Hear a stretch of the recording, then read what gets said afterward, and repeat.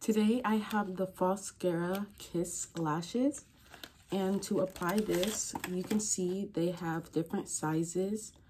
They have small, 2 layers of medium, and a large. I've been using the large one so far, so I'm going to continue to use those. And first thing you want to do is apply the Kiss Bond Glue on your lashes, and this will help them stay to your lashes as you're applying them. So we're just going to apply it like that, and we can use the tool to apply the lashes.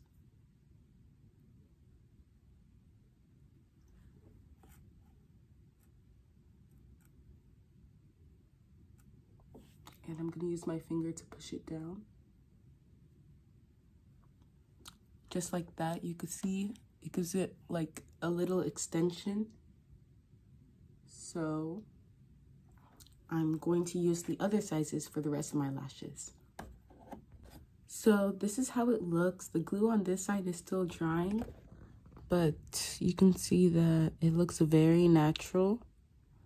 And the glue over here is still drying, so yeah, I really like this product and I definitely recommend it.